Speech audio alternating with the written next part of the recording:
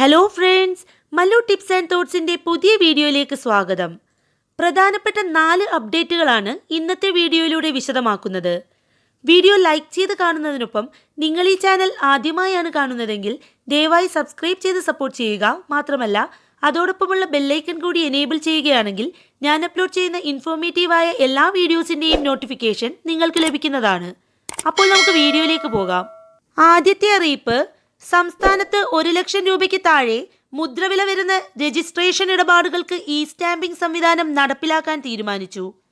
അതിനാൽ ഇനി മുതൽ ആധാരം ഒറ്റ ദിവസം കൊണ്ട് തന്നെ പൂർത്തിയാക്കാൻ സാധിക്കുമെന്ന് സഹകരണ വകുപ്പ് മന്ത്രി VN വാസവൻ അറിയിച്ചു.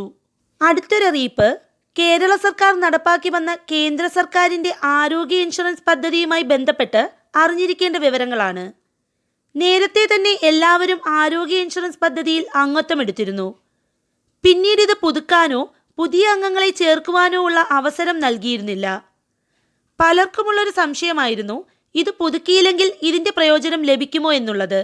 ഈ ഒരു പദ്ധതി പുതുക്കിയിട്ടില്ലെങ്കിലും ഇതിൻ്റെ ആനുകൂല്യം നിങ്ങൾക്ക് ലഭിക്കുന്നതാണ്. എന്നാൽ ഇതുവരെയും ഇതിൽ അംഗങ്ങളാകാത്തവർക്ക് പുതുതായി ഇത് തുടങ്ങുവാൻ ഇപ്പോൾ സാധിക്കില്ല. കേന്ദ്ര സംസ്ഥാന സർക്കാരുകളുടെ അപ്ഡേറ്റുകൾ വരുന്ന മുറയ്ക്ക് ഈ ചാനലിലൂടെ അറിയിക്കുന്നതാണ്.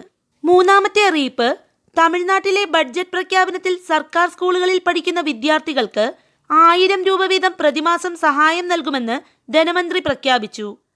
6ാം ക്ലാസ് മുതൽ +2 വരെ പഠിക്കുന്ന 50 ലക്ഷം കുട്ടികൾക്കാണ് ഈ സഹായം ലഭിക്കുക. മറ്റൊരറിയിപ്പ്, വിദേശ രജിസ്ട്രേഷനുള്ള വാഹനങ്ങൾക്ക് ഇന്ത്യയിൽ ഓടിക്കാൻ അനുമതി നൽകുന്നു. അന്തർരാജ്യ പൊതുഗതാഗത ഇതര വാഹന ചട്ടങ്ങൾക്ക് കീഴിൽ വരുന്ന വാഹനങ്ങളിൽ രാജ്യത്ത് താമസിക്കുന്ന കാലയളവിൽ സാധുവായ രജിസ്ട്രേഷൻ സർട്ടിഫിക്കറ്റ് കരുതണം.